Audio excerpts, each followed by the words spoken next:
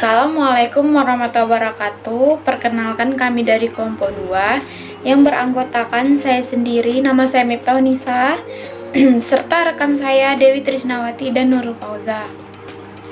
Pada kesempatan kali ini kami akan membahas materi yaitu pemanfaatan tumbuhan di Indonesia dalam berbagai bidang. Adapun materi pokok yang akan kami bahas yaitu yang pertama, pengertian tumbuhan, yang kedua, manfaat tumbuhan, yang ketiga, peran tumbuhan bagi kehidupan manusia, yang keempat, peran tanaman sebagai bahan pangan, sandang, dan papan, yang terakhir, peran tanaman terhadap perubahan pemanasan global. Baik, materi pertama akan dijelaskan oleh saya sendiri, yaitu yang pertama, pengertian tumbuhan. Tumbuhan ialah salah satu makhluk hidup yang dapat menentukan keberadaan makhluk hidup lainnya.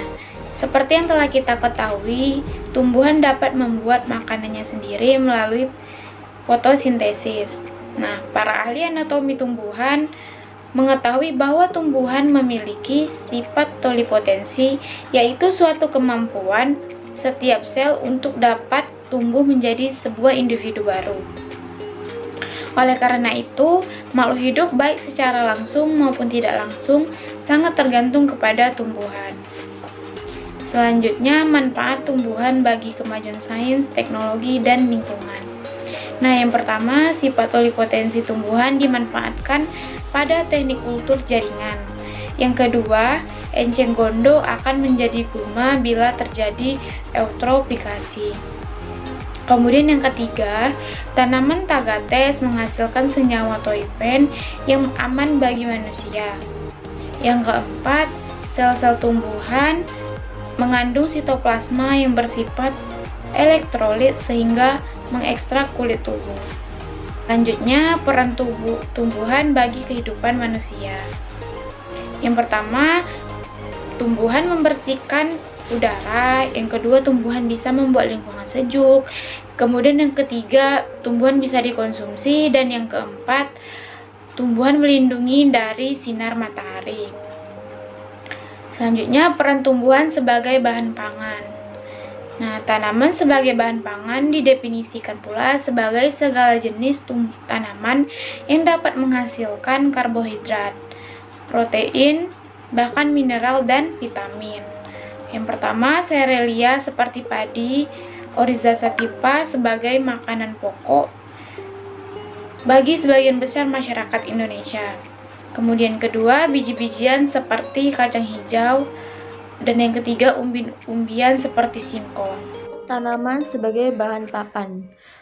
Batang tanaman digunakan sebagai bahan pembuatan rumah maupun perabotan. Contohnya, pohon kelapa. Tanaman ini sangat bermanfaat dari bagian akar hingga ujungnya.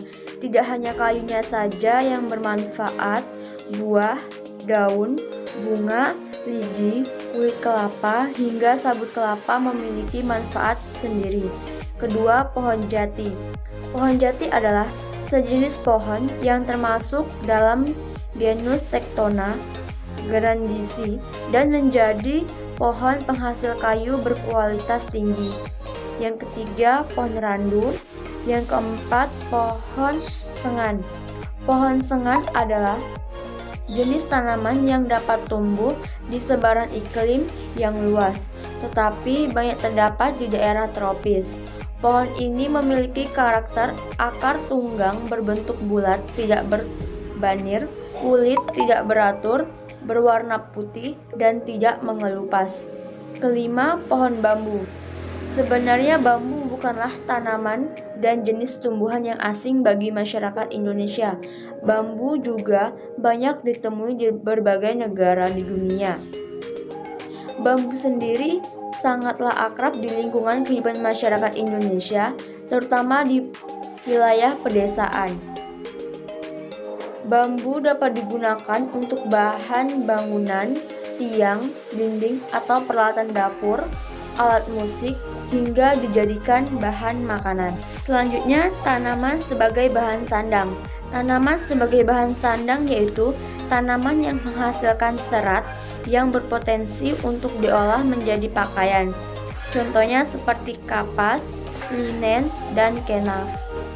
Tanaman sebagai obat. Macam-macam tanaman obat antara lain jahe, kencur, kunyit, lengkuas, temu giring, dan lempuyang.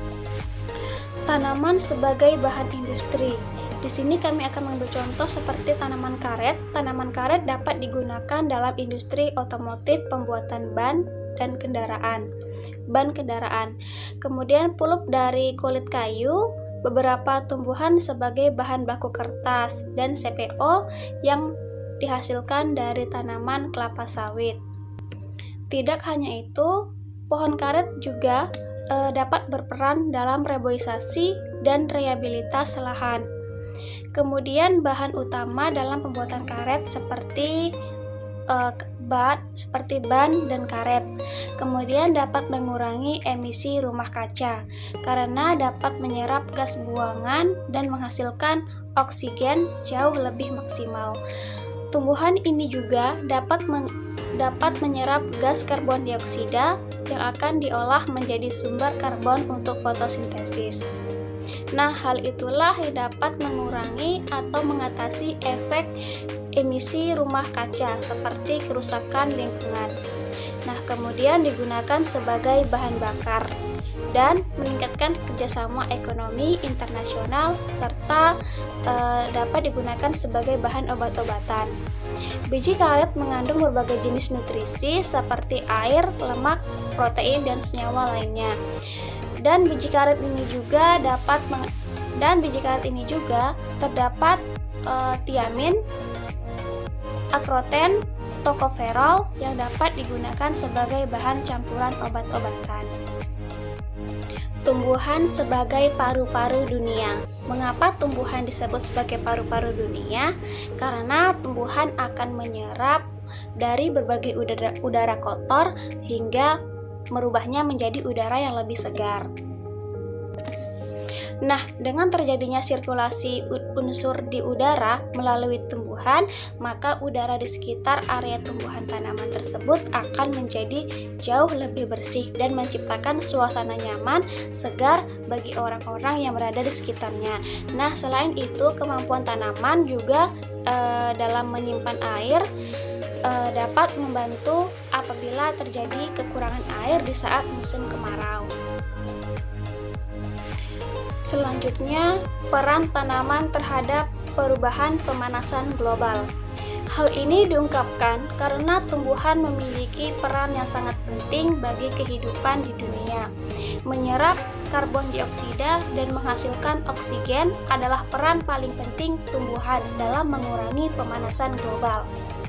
Selain itu, tumbuhan juga dapat menahan air hujan agar air hujan tidak langsung mengalir ke sungai. Menurut sebagian kalangan, tumbuhan juga memiliki peran yang sangat penting untuk mencegah meluasnya pemanasan global karena selain menyerap karbon dioksida dan menghasilkan oksigen, tumbuhan juga memiliki banyak manfaat lainnya bagi kehidupan seperti memperbanyak kadar oksigen sehingga tidak terlalu banyak karbon dioksida yang terbuang ke atmosfer. Kemudian mencegah terjadinya erosi, banjir ataupun tanah longsor. Nah, kemudian dapat digunakan sebagai sumber pangan baik bagi manusia maupun hewan yang ada di sekitarnya. Sekian presentasi kami pada hari ini. Mohon maaf karena materi yang kami sampaikan masih jauh dari kata sempurna. Dan mohon maaf apabila kami menyampaikan kurang berkenan di hati teman-teman semua. Sekali lagi, kami sebagai pihak penyaji mohon maaf apabila ada kata-kata yang kurang berkenan di hati teman-teman. Sekian, terima kasih. Wassalamualaikum warahmatullahi wabarakatuh.